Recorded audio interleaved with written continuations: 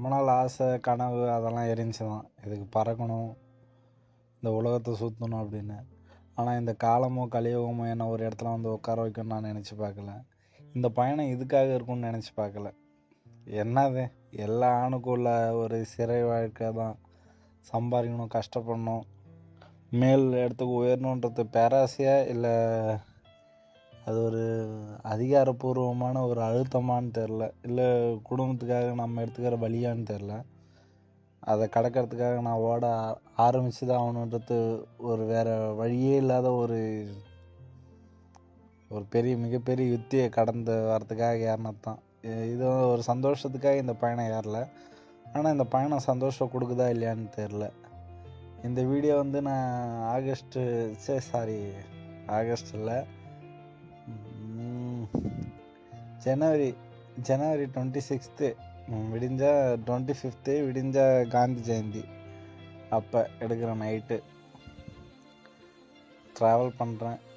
எங்கே எல்லாருக்கும் சொல்ல வேண்டிய கட்டாயம், குடும்பத்துக்கு ரொம்ப நெருங்கியவங்க தெரியும் இவ்வளோ இருக்குது நீ ஏன் இப்படி பண்ணுற அப்படின்னு. எவ்வளோ இருந்தாலும் ஓடலாம், சும்மா உட்காந்துட்டா அவ்வளோதான், ஒன்றுமே பண்ண முடியாது. அதுக்காக கஷ்டன்ற ஒன்றத்தை நானாக எடுத்துக்கிட்ட ரிஸ்க்கு தான்.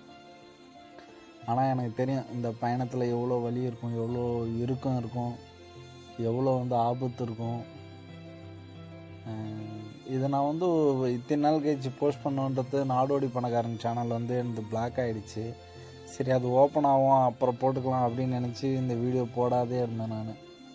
ஆனால் நான் வந்து 6 மாதம் 7 மாதம் ஆகிடுச்சு. சரி, இதை போட்டே ஆகணும், இல்லைன்னா இது ஸ்டோரேஜ் வேஸ்ட்டாக இருக்குது இல்லையா, அப்போ நம்ம எதுக்கு பயணிச்சுன்றது ஒரு தெளிவு இல்லாதே போயிடும் அப்படின்றதுக்காக இந்த ஸ்டோரேஜுன்றதுக்காக நான் இதை சேவ் பண்ணணும் இல்லை, எனக்கு ஒரு தெளிவாக இருக்கணும்ல இந்த வாழ்க்கை. இதை வந்து நம்ம புறப்படும் போது நம்ம வாழ்க்கை எப்படி இருந்துச்சுன்னு அதை நம்ம சொல்லணும் இல்லையா, அதுக்காக நான் சொல்கிறேன். இது எனக்கு நானே எடுத்துக்கிற பதிவாக இல்லை என் ஃப்யூச்சருக்கு நான் கொடுத்துட்டு போகிற ஒரு பதிவா அப்படின்லாம் இல்லை. ஆனால் இது ஒரு நல்ல நினைவுகளாக இருக்குன்னு மட்டும் எனக்கு தெரியும். அப்பாவும் இந்த மாதிரி தான் 25 வருஷமாக வெளிநாட்டில் இருந்தார், அவர் இதை எடுத்துகிட்டு போகல. இப்போ நான் நெகட்டிவாகவே இதில் சேவ் பண்ணுன்றது ஒன்றும் அவசியம் இல்லை. அன்றைக்கி இந்த சுச்சுவேஷன், அன்றைக்கி நான் எப்படி போகிறேன்னா எனக்கு தெரில. இதில் என்ன ஒரு ஆச்சரியன்னா, இன்றைக்கி குலதெய்வம் கோயிலுக்கு போயிட்டு வந்துட்டு எல்லோரும் குடும்பத்தையும் நான் கூப்பிட்டு போகிறேன், எல்லாத்தையும் கூப்பிட்டு போகிறேன். அம்மாவை தவிர்த்து கலைச்செல்வி, கண்மணி, அஜிதா, அனன்யா, நான், எங்கள் பெரிய நடுப்பேர்ப்பா. எங்கள் நடுப்பேர்ப்பா வந்து என்னோடய வாழ்வியல் எல்லாத்துலேயும் நான் வந்து அவருக்கு என்னை சுத்தமாக பிடிக்காது. என்னை எப்பயுமே வந்து அவர் எதனா ஒன்று பண்ணி வீழ்ந்துரும்னு நினைப்பார். ஏன்னா எனக்கு தெரியும் அவரோ வன்மமாக பேசுவார், எனக்கு எந்த சப்போர்ட்டும் பண்ண மாட்டார். எங்கள் அப்பாவோட முன்னாடி என்ன. ஆனால் எங்கள் அப்பா ஏன் நான் வந்து இது பண்ணுறேன்னா, இன்றைக்கி அவர் வந்து நிறையா குழந்தைங்களுக்கு சாக்லேட்லாம் வாங்கி தராரு. எங்கள் அப்பா பிறந்து 3 மாதத்தில் இறந்துட்டாங்க அவங்க அம்மா.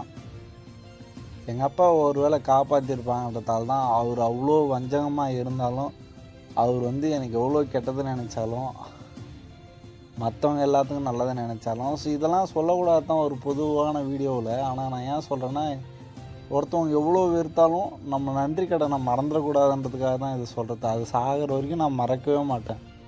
ஏன்னா எங்கள் அப்பாவை வந்து அந்த 3 மாதத்துக்கு அப்புறம் எப்படி இந்த குழந்தைங்களுக்கு சாக்லேட்டு அது இதுன்னு கொடுத்து இது பண்ணுறாரோ, அப்படி எங்கள் அப்பாவை வளர்த்துருப்பாங்க. எங்கள் அப்பா வளர்ந்துருப்பாங்க. எங்கள் அப்பா வளர்ந்ததால் என்ன பண்ணாலும் அது இல்லைன்னாலும் ஒன்றும் பிரச்சனை இல்லை, நான் என்ன பண்ணாலும் இல்லைனாலும் பிரச்சனை இல்லை. உயிர் கொடுத்தாருல, அதுக்கு உபயோகமாக இருக்கணுன்றதுக்காக தான் அவர் வந்து யாருமே இப்போ எங்கள் அண்ணங்க யாருங்களாம் எங்கள் பெரியப்பா அவர் வந்து மதிக்கிறாருல்ல, அவங்களாம் அவங்கள சட்டிலே பண்ணிக்க மாட்டாங்க. இது அவருக்கான வீடியோவாக இல்லை, ஆனால் அவருக்காக போகுது. ஏன்னா இதை நம்ம சொல்லணும் இல்லையா, இதை ஒரு வேளை இது வந்து என்னை அது வந்து ஞாபகப்படுத்திக்கிட்டே இருக்குது. இப்போ யாராக இருந்தாலும் கேட்பாங்க, ஏன்டா அப்படி ரிஸ்க் எடுத்துக்கிற, ஏன்டா அப்படி பண்ணுறேன்னு. ஒருத்தவங்க வெறுக்கிறத வெறுத்துக்கிட்டோம், அவர் ஒரு உயிர் கொடுத்தாருல, அந்த உயிருக்காக அவருக்கு நான் நன்றி சேசமாக இருந்துக்கிறேன். அதுக்காக எங்கள் வீட்டுக்காரி வந்து நீ சாப்பாடு போடு. அவர் என்னை பற்றி பேசிட்டு இந்த சைடு போவார் தான், அவர் என்னை திட்டுவார் தான், எங்கள் அப்பாவை திட்டுவார் தான், எங்கள் அம்மாவை திட்டுவார் தான், தப்பாகவே பேசுவார் தான். ஒரு உயிரை கொடுத்துட்டாரு, ஒரு பிச்சை போட்டார். இல்லை அதுக்கு முழுக்க அவர் தான் காரணமாக அப்படிலாம் இல்லை, அவரு சார்ந்து இருப்பாங்க. எங்கள் அப்பா அந்த 3 மாதத்துலேருந்து வளர்ந்து இது பண்ணுறதுக்கு அவர் உயிரோடு இருந்தால் தானே அவ்வளோ சம்பாரிச்சார். இன்றைக்கி நான் ஒரு ஆளாக வந்திருக்கிறேன். நான் இது எல்லாத்தையுமே அவர் போட்ட அந்த உயிர் பிச்சை தானே, இவங்க எல்லாம் போட்ட உயிர் பிச்சை தானே. அதனால் என்னை எவ்வளோ வெறுத்தாலும் அவங்களுக்கு நம்ம இது ஒரு கடமையாக இருக்கணும். அப்புறம் இந்த அழகை பாருங்கள். கண்டிப்பாக இந்த ட்ராவலில் நான் கண்டிப்பாக சாதிச்சுட்டு தான் வருவேன். நான் எல்லாத்தையுமே எழுதி எங்கள் பச்சையம்மன் ஃபோட்டோட்ட சிவன்கிட்ட ஒட்டி விட்டு வந்திருக்கிறேன். அது எல்லாத்தையுமே நான் சாதிச்சிருவேன். இன்னொரு என்ன கிஃப்ட்டுன்னா, இந்த ட்ராவலில் இது வெளியே சொல்லக்கூடாது தான். ஆனால் நான் என்னை மற்றவங்க கேவலமாக நினைப்பாங்கன்னு என்னால் சொல்லாத இருக்க முடியல. ஏன்னா எனக்கு இது ஆச்சரியமாக நினைக்குது. மறுபடியும் ஹிந்துவிசத்தை தான் நான் உள்ளார கொண்டு வரேனே. கடவுள் என்னை உண்மையாலுமே ரொம்ப அழகாக அற்புதமாக வழி நடத்துகிறாருன்றத நானே என்னை உணர்ந்து கண்டறிஞ்சேன். அது எப்படின்னு தெரிஞ்சோன்னா, நீங்கள் எல்லாம் தப்பாக நினைப்பீங்க, ஆனால் எனக்கு தெரில. நான் போயிட்டு பச்சையம்மன்ட்ட நின்று கேட்கக்குள்ள எனக்கு நான் வந்து இப்போ தனியாக விட்டு போகிறேன் என் மனைவியை.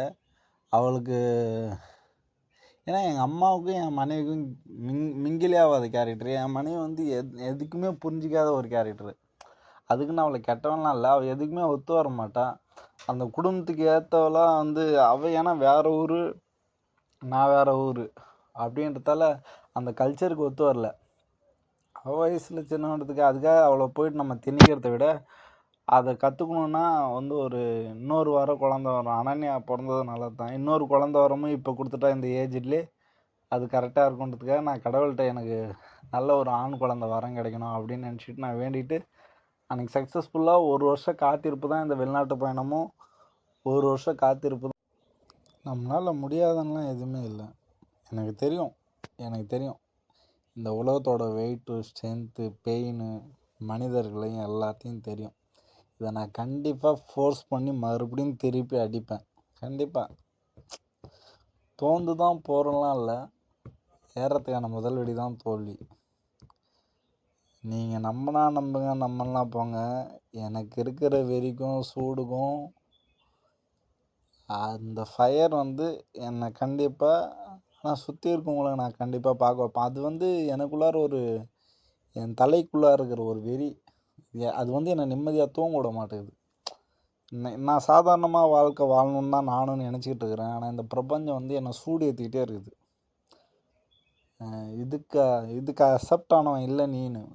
அந்த சூடு தான் நான் தேவையில்லாத எதையோ ரிஸ்க் எடுத்துகிட்ருக்கிறேன். இவ்வளோ ரிஸ்க் எடுக்கணும்னு இல்லை தான் ட்ரை பண்ணுறேன்.